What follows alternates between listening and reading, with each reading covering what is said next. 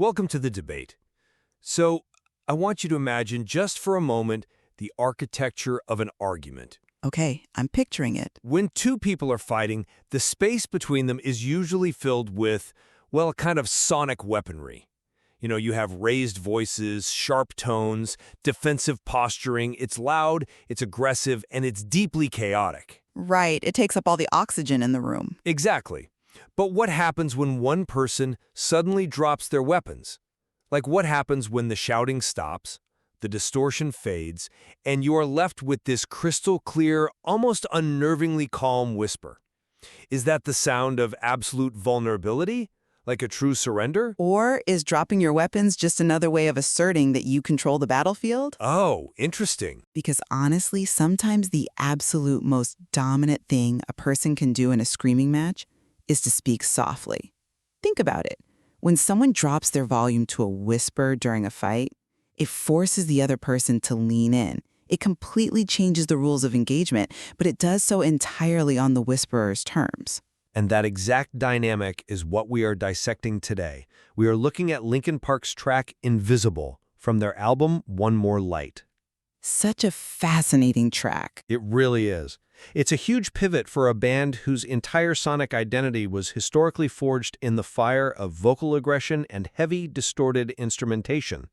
Yet here, we find this shimmering pop production centered around a remarkably clean, de-escalated vocal delivery by Mike Shinoda. It's a total role reversal for them. Exactly. So the central question we are exploring today is this. Do these lyrics, paired with this clean production, represent a profound, sincere expression of mutual vulnerability and shared human frailty? Because my stance is that this song is a raw admission of communicative failure. It uses intentional de-escalation to reach a state of mutual understanding. The narrator is actively stripping away their own defenses to establish a level playing field. And I take the opposing view. While the song is certainly dressed up in the language of an apology, these lyrics actually reinforce a subtle hierarchy. Really? A hierarchy? Yes. The narrator is speaking down to the other person through a parent-to-child dynamic that ultimately assumes total control over the other person's emotional reality. I call it an apologetic manifesto. It's a paternalistic power dynamic wrapped up in a confession of guilt. Well, let's get right into that, because the contrast between their older sound and this track is the perfect place to start. When you listen to the opening lines of Invisible, the narrator immediately acknowledges the breakdown in communication. Right, the headache. Yeah, they say they have an aching head filled with echoes and buzzing noises, and they explicitly wish they could have turned our voices down. To me, this demonstrates a genuine longing for a peaceful baseline. The sheer volume and chaos of the argument completely obscured their true intent. Right. The echoes and buzzing noises describe a state of physiological panic. It's that feeling when your internal systems are just, completely overwhelmed by the conflict. But notice whose panic is being centered here. What do you mean? The narrator is the one who couldn't handle the noise. It's all about their experience of the argument's volume. I see why you think that, but let me give you a different perspective. If this is purely paternalistic, like if this is just an adult managing a child as you suggest, why would the narrator openly admit to their own failings? Well, they say, in spite of all I should have done. A paternalistic authority figure doesn't typically volunteer their own inadequacy. They usually just say, I was trying to do the right thing. But here, the narrator is admitting they completely fumbled the situation. Doesn't that level the playing field? See, I come at it from a completely different way. Admitting fault does not automatically surrender power, especially in the aftermath of an argument. We've all experienced this in real life. Have we? Think about the person who says, I'm sorry, I should have done better. Often that person is actually seizing control of the narrative. The de-escalation here is strictly on the narrator's terms. Let's look at the actual mechanism of the apology in the chorus. They say, I was not mad at you. I was not trying to tear you down. Which is incredibly reassuring. On the surface, yes, it sounds like comfort. But strategically, the narrator is dictating what the argument was really about. They are effectively overriding the other person's interpretation of the event. Overriding it? Yeah. If the person they are singing to felt attacked, the narrator is essentially saying, no, your perception of the argument is incorrect. I wasn't trying to tear you down. It completely invalidates the other person's emotional reality. That's a really interesting point, though I would frame it differently. You're suggesting that defining one's own intent is an act of invalidating the other person. But in any conflict, the only thing you truly have sovereignty over is your own intent. Sure, but You literally cannot control how the other person receives it. That gap between intent and impact is exactly what the song is exploring. look at how the other person's grievance is framed early in the song. The narrator says, you didn't get your way, and it's an empty feeling. Okay, yes. That is deeply reductive. It diminishes whatever the other person was upset about, essentially casting their side of the argument as a childish tantrum. You didn't get your way. That is the exact parent-to-child dynamic I'm talking about. The entire track functions as an apologetic manifesto where the narrator takes on the role of the benevolent savior who, just knows better. I think focusing solely on the phrase "didn't get your way" misses the broader sonic context of what the band is actually doing here. Let's talk about the role reversal we mentioned earlier. Oh, definitely. The shift in vocals is key. Right. Typically, in a classic Linkin Park track, you'd have Mike Shinoda rapping the verses with a very rhythmic, calculated cadence, and then Chester Bennington would come in with these raw, explosive, highly strained vocals for the emotional release. A very aggressive sonic identity. Exactly. But here, Shinoda takes the melodic lead, and if you listen closely to the vocal production, there is this incredible, gentle friction in his delivery. He sings almost entirely in the mid-range frequencies. Very restrained. Right. He's not pushing air forcefully from his diaphragm to hit a high strained note, and he's not dropping his larynx to hit a gritty, aggressive low note. He is speaking on pitch. It physically mimics the act of keeping your cool during a highly emotional moment. I absolutely agree that the lack of aggressive vocal strain is a deliberate choice. It is an intentional de-escalation of their entire sonic identity. But we have to ask why they are de-escalating. Well, I believe it's because of the fear expressed in the very next line. The words that I could have used, I was too scared to say out loud. Okay, let's talk about that line. To me, this mid-range vocal delivery, this lack of aggression, is the ultimate proof that the narrator lacks absolute control.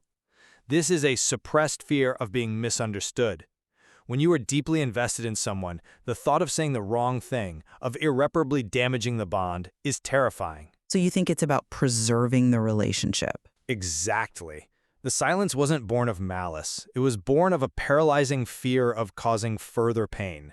It's an auditory white flag.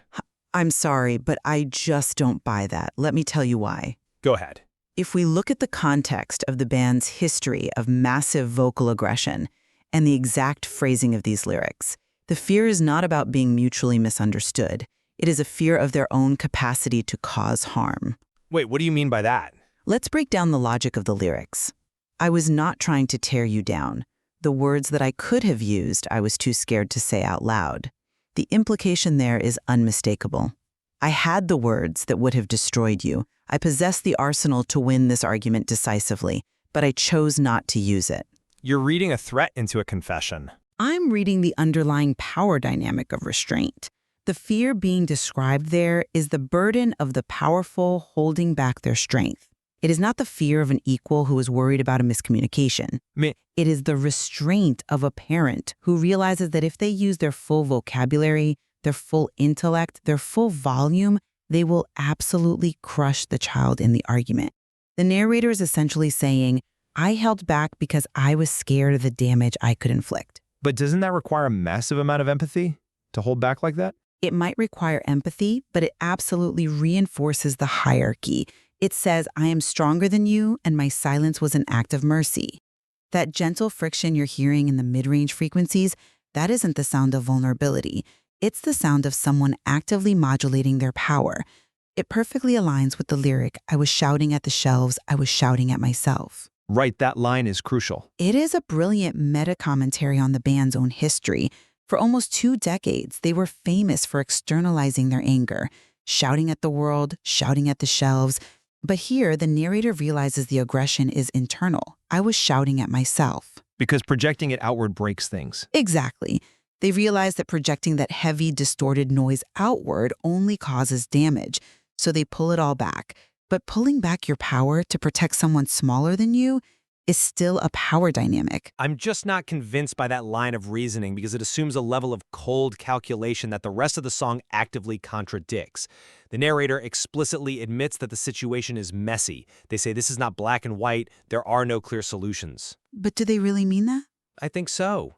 Someone who believes they hold all the cards, who is simply holding back a devastating arsenal of winning arguments out of mercy, believes in clear solutions. They believe they have the right answer but are just politely withholding it. Do they, though? Yeah, absolutely. The narrator here admits they're just trying to get it right. They don't have the answers. They are fumbling in the dark alongside the other person. And by removing the heavy guitars and relying on these clean, transparent pop synthesizers, the band is physically removing the weapons from the room. I hear you. The lack of distortion is the vulnerability. There is nowhere to hide behind a wall of noise anymore. They might be fumbling in the dark at the start of the song. Sure. But they certainly position themselves as the guide by the end. And this is where we have to look at the resolution of the track and the core concept of invisibility. Because that fumbling you mentioned, that completely vanishes in the chorus. Okay, let's look at that chorus. The narrative moves from a retrospective analysis of the fight into a forward-looking pledge. The narrator sings, "If I could not break your fall, I'll pick you up right off the ground. If you felt invisible, I won't let you feel that now." To me, this is the ultimate form of protection and devotion. But is it devotion or is it a savior complex? It's taking responsibility. Yes, they failed to break the fall. They couldn't prevent the pain of the argument, but the promise is that in the aftermath, visibility is guaranteed. It is a profoundly empowering vow. Empowering for who? For both of them. It says, "I see you now. The echoes and buzzing noises are gone. I am fully present." In a track titled Invisible, the shimmering, transparent pop production finally matches the emotional clarity of that promise. It is the antithesis of weakness. It is the strength of absolute commitment. That's a compelling argument, but have you considered the inherent irony and, frankly, the sheer chaos of that promise? Like, how can one person unilaterally decide another person's visibility? By bearing witness to them, by offering their undivided attention when it matters most. But look at the specific phrasing. I won't let you feel that now. That is an active assertion of control over someone else's internal emotional state. Think about how human psychology actually works. You cannot let or not let someone feel an emotion. I mean, it's a lyrical promise, not a scientific formula. Right? But the claim that you can is an over-promising projection born entirely of the narrator's guilt. They feel terrible that the person felt invisible, so they make this grandiose, impossible vow. I will govern your emotional reality from now on to ensure you never feel this way again. Is it governing their reality, though? Or is it simply promising to change their own behavior so that they are no longer the cause of that feeling? It is wrapped entirely in the language of a savior. I'll pick you up right off the ground. Who is on the ground? The victim, the passive party, the child who fell, and who is standing above them offering the hand? The powerful, composed narrator.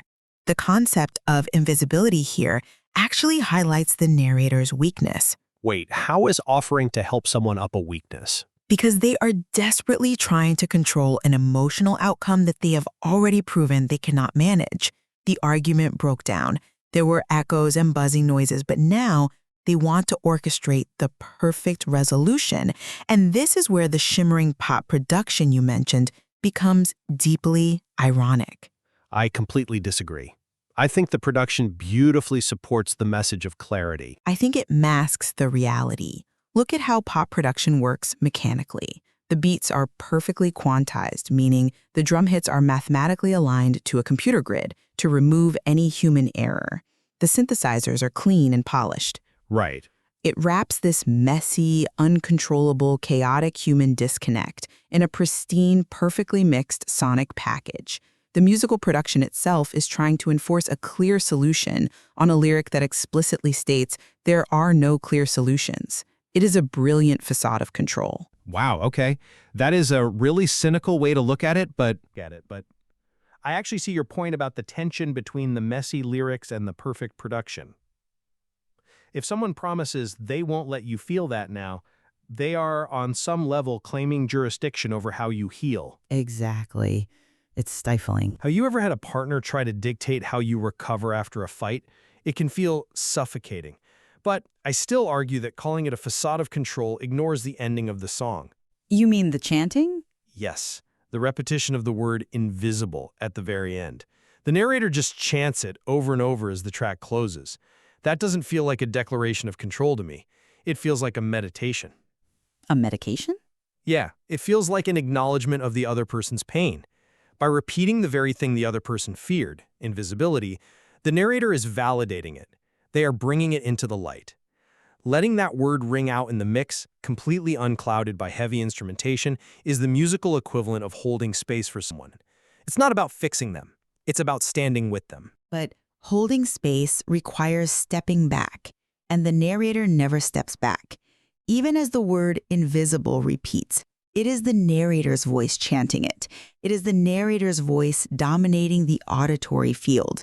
This is the paradox of the Apologetic Manifesto. How so? The narrator consumes all the oxygen in the room to explain exactly how sorry they are that the other person couldn't breathe. I mean, that is simply the nature of a monologue, though. A song is inherently a one-sided medium. You can't have a literal two-way conversation in a standard pop track. True, but it is a conscious artistic choice to frame the other person as having a valid grievance while giving them absolutely no voice in the narrative structure. We only hear about the other person through the filter of the narrator saying, "You didn't get your way." Right. The de-escalation of the sonic identity, the clean vocals, the beautiful melodies, they act as an anesthetic. They numb the listener to the reality of the power imbalance.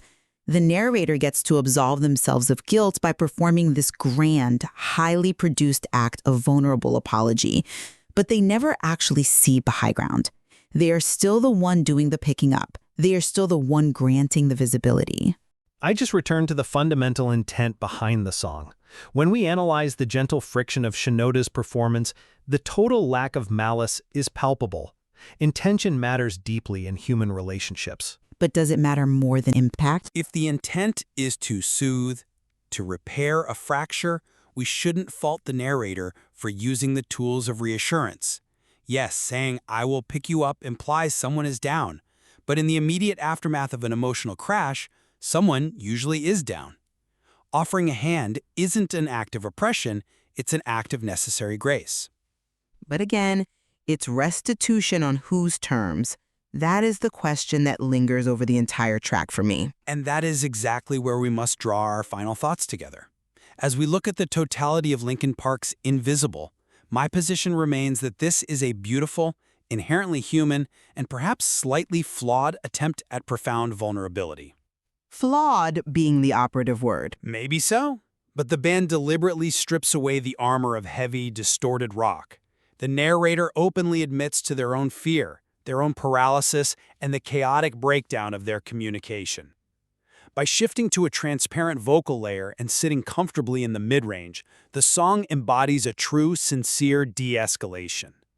The repeated chant of "invisible" at the end is an acknowledgement of the other person's pain, countered by the narrator's steadfast, reassuring presence.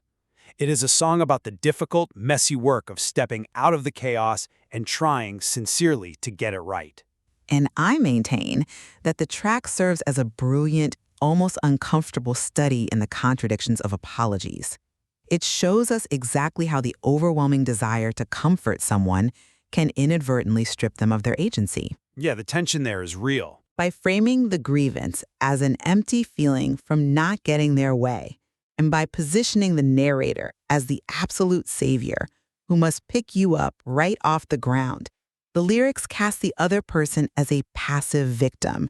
The fear expressed is not of mutual misunderstanding, but the heavy burden of a powerful figure holding back their destructive capacity.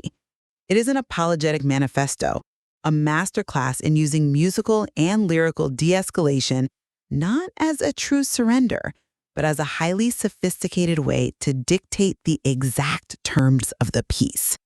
It is a testament to the brilliance of the songwriting that the track can simultaneously hold both of those realities. It contains deep, aching sincerity and complex, undeniable power imbalances. The tension between seeking forgiveness and asserting control is something that is deeply embedded in how we all communicate. Absolutely. It demands that we interrogate the very language of our own apologies in everyday life. Are we truly seeking to understand the other person, or are we just managing their emotional reaction to us so we can feel better?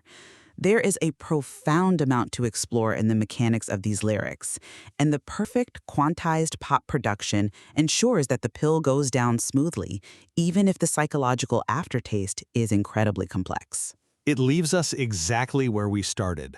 When the sonic weaponry is finally lowered, when the heavy guitars and the distortion fade into a crystal-clear, melodic whisper, we are left to wonder, is the sudden silence a shared sanctuary or just an environment carefully constructed by the architect of the argument? We'll leave it to you to determine whether the narrator's promise of visibility is a true comfort or a beautifully crafted cage.